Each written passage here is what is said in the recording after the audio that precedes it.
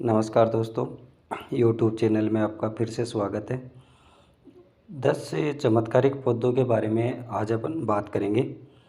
आप मानो या न मानो, लेकिन अधिकतर लोग तो मानते हैं कि धन देने वाले पेड़ और पौधे भी होते हैं।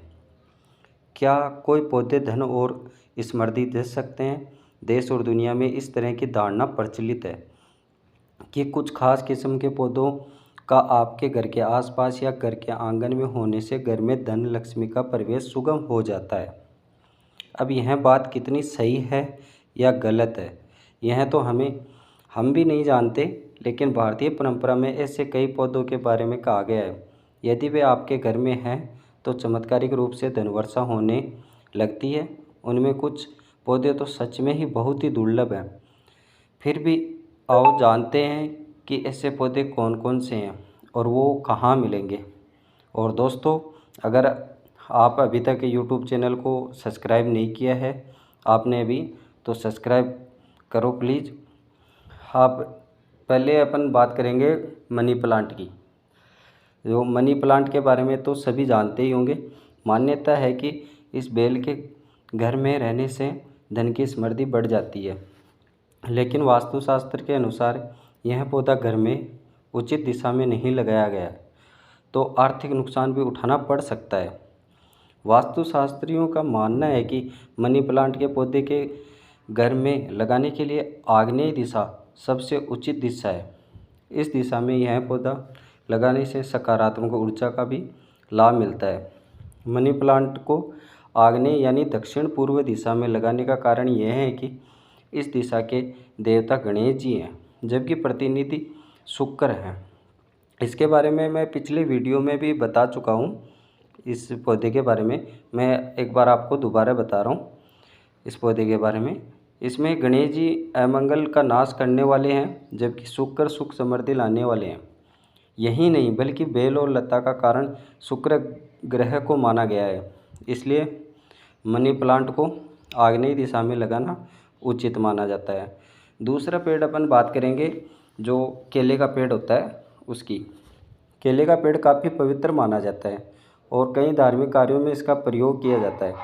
भगवान विष्णु और देवी लक्ष्मी को केले का भोग लगाया जाता है। केले के पत्तों में प्रसाद बांटा जाता है। माना जाता है कि समृद्धि के लिए केले के पेड़ की पूजा अच्छी होती है। केला हर मौसम में सरलता से उपलब्ध होने वाला अत्यंत पौष्टिक एवं स्वादिष्ट फल है। केला रोचक, मधुर, शक्तिशाली, वीर्य एवं मांस बढ़ाने वाला, नेत्र दोष में हितकारी है। पक्के केले के नियमित सेवन करने से शरीर पुष्ट होता है। यह कफ, रक्तपित्त, वात और प्रदर के उपद्रवों को नष्ट करता है। घर की चारदीवारी में केले का वृक्ष लगाना शुभ है। इसे ईशान कोण में लगाना शुभ है, क्योंकि यह बृहस्पति ग्रह का प्रतिनिधि वृक्ष है। जो तीसरा पौधा है वो जो नारियल का है, उसकी बात करेंगे। हिंदू धर्म में नारियल के बगैर तो कोई मंगल कार्य संपन्न होता ही नहीं है। पूजा के दौरान कलश में पानी भरकर उसके ऊपर नारियल रखा जाता है। यह मंगल प्रतीक है। नारियल का प्रसाद भगवान को चढ़ाया जाता है। नारियल के पानी में पोटेशियम अधिक मात्रा में होता है। इसे पीने से शरीर में किसी भी प्रकार की शून्यता नहीं रहती है। या शनि, राहु या केतु जनित कोई समस्या हो, कोई ऊपरी बाधा हो, बनता काम बिगड़ रहा हो, कोई अनजाना भय आपको भयभीत कर रहा हो, अथवा ऐसा लग रहा हो कि किसी ने आपके परिवार पर कुछ कर दिया है, तो इसके निवारण के लिए शनिवार के दिन एक जलदार जट्टा वाला नारियल लेकर उसे काले कपड़े में लपेटें। 100 ग्राम काले तिल, 100 ग्राम उड़द की दाल तथा 1 कील के साथ उसे बहते जल में प्रवाहित करें। ऐसा करना बहुत ही लाभकारी होता है। तीसरा है तुलसी का। तुलसी तो अक्सर सभी घरों में लोग रखते ही हैं। इसके होने के कई फायदे हैं। यह एक और जहां सभी तरह के रोगाणु को घर में आने से पहले ही नष्ट कर देती है, वहीं यह घर में सुख, शांति और समृद्धि का विकास करती है। इसके नियमित सेवन से किसी भी प्रकार का कोई रोग नहीं होता है। हिंदू धर्म के अनुसार तुलसी को लक्ष्मी का दूसरा रूप माना गया। घर में तुलसी का पौधा पूर्व ईशान कोण अर्थात पूर्व और उत्तर के बीच या उत्तर दिशा में लगाए जाते हैं। चौथा है अश्वगंधा। वास्तुशास्त्र के अनुसार अश्वगंधा का पेड़ लगाने से सुख और समृद्धि की प्राप्ति होती है। अश्वगंधा का पेड़ अत्यंत लोकप्रिय आयुर्वेदिक औषधि भी है, जिसके कई तरह के लाभ हैं। उसमें है कनेर। कनेर की 3 प्रकार की प्रजातियां होती है। एक सफ़ेद कनेर, दूसरी लाल कनेर और तीसरी पीले कनेर। कनेर को किसी वास्तुशास्त्री से पूछकर ही उचित दिशा में लगाना चाहिए। कनेर के पौधे कई औषधीय गुण भी हैं, इससे गंजापन दूर करने की दवा भी बनती है। कनेर को पौधे को लक्ष्मी का प्रतीक माना जाता है। देवी लक्ष्मी को सफ़ेद कनेर की फूल चढ़ाए जाते हैं। हालांकि पीले रंग के फूल भगवान विष्णु को प्रिय होते हैं। सैरताग दूध वाला पौधा जो शतारते ज़्यादातर पाया जाता है, वो राजस्थान के अंदर सितार दूध वाला पौधा होता है, जो गणपति का प्रतीक है। वास्तु अनुसार दूध से युक्त पौधा का घर की सीमा में होना अशुभ होता है, किंतु शतार्क या आर्क इसका अपवाद है, जिसे घर के समीप उगा सकते हैं। शतार्क के पौधे की हल्दी, अक्षत और जल से सेवा करें।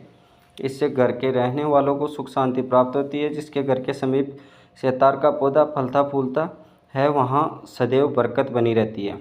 ऐसी भी मान्यता है कि जिस भूमि पर शतार्क स्वतः उगा है, वहाँ गुप्त धन हो सकता है। यह भी है कि जहाँ यह होता है, वहाँ के गृह स्वामी को आकस्मिक धन की प्राप्ति होती है। श्वेत अपरजाति का एक गुण होता है। श्वेत अपरजाति का पौधा मिलना कठिन होता है। ये पौधा थोड़ा अलग होता है। हालांकि नीले रंग का आसानी से मिल जाता है। इसके सफ़ेद या नीले रंग के फूल होते हैं। अक्सर सुंदरता के लिए इसके पौधे को बगीचों में लगाया जाता है। इसमें बरसात के सीजन में फलियां और फूल उगते हैं। यह पौधा धन लक्ष्मी को आकर्षित करने में सक्षम है। संस्कृत में इसे आस्फोता, विष्णुकांता, विष्णुप्रिया, गिरिकर्णी, अश्वखुरा कहते हैं, जबकि हिंदी में कोयल और अपराजिता, बंगाली में भी अपराजिता, मराठी में गोकणी, काजली, काली, पगली, सुपली आदि कहा जाता है। गुजराती में चोली गन्नी, काली गन्नी कहा जाता है। तेलुगु में नीलगुट्टना, दिटेन और अंग्रेजी में मेजरीन कहा जाता है। दोनों प्रकार की कोयल अपराजिता चरपरी यानी तीखी, बुद्धि बढ़ाने वाली, कंठ यानी गला को शुद्ध करने वाली, आँखों के लिए उपयोगी होती है। यह बुद्धि या दिमाग और स्मरण शक्ति को बढ़ाने वाली है तथा सफ़ेद दाग, मूत्रदोष यानी पेशाब की बीमारी, आयुक्त दस्त, सूजन तथा जहर को दूर करने वाली है। इसमें है फिर लक्ष्मणा। लक्ष्मणा पौधा भी श्वेत अपराजिता के पौधे की तरह धन लक्ष्मी को आकर्षित करने में सक्षम है, लेकिन इसका मिलना भी दुर्लभ है। घर में किसी भी बड़े गमले में इसे उगाया जा सकता है। कहते हैं कि जिस किसी के घर में सफ़ेद पलाश और लक्ष्मणता का पौधा होता है, वहाँ धनवर्षा होना शुरू हो जाती है। ज़िंदगी भर किसी प्रकार से धन दौलत आदि की कमी नहीं रहती। दोनों ही पौधों के आयुर्वेद और तंत्र शास्त्र में कई और भी चमत्कारिक प्रयोग बताए गए हैं। एक लक्ष्मणा बूटिका नाम का पौधा भी होता है। देहात में इसे गुमा कहते हैं। वेद वर्ग इसे लक्ष्मण बूटी कहते हैं। श्वेत लक्ष्मण का पौधा ही तांत्रिक प्रयोग में लाया जाता है।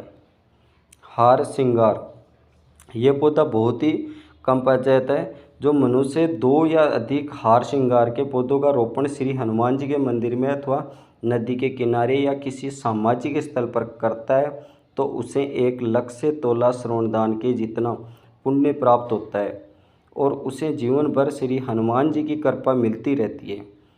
हरी श्रृंगार के बांदे को पूजा करने के बाद लाल कपड़े में लपेटकर तिजोरी में रखें तो आपको कभी धन की कमी नहीं होगी।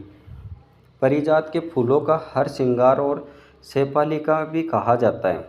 अंग्रेजी में इसे नाइट जैस्मिन और उर्दू में गुलजाफरी कहते हैं।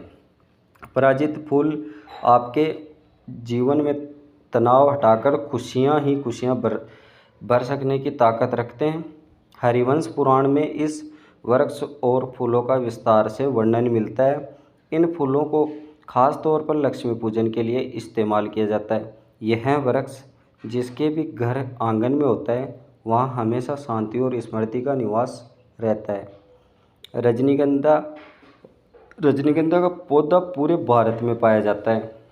मैदानी क्षेत्रों में अप्रैल से सितंबर तथा पहाड़ी क्षेत्रों में जून से सितंबर माह में इसके फूल निकलते हैं। रजनीगंधा की 3 किस्में होती है। रजनीगंधा के फूलों का उपयोग माला और गुलदस्ते बनाने में किया जाता है। इसकी लंबी डंडियों को सजावट के रूप में भी प्रयोग किया जाता है। इसका सुगंधित तेल और इत्र भी बनता है। इसके कई औषधीय गुण हैं। तो मैंने आज आपको ये 10 पौधों के बारे में बताया है। तो दोस्तों, अभी भी आपने यूट्यूब चैनल अगर सब्सक्राइब नहीं किया है तो सब्सक्राइब करो।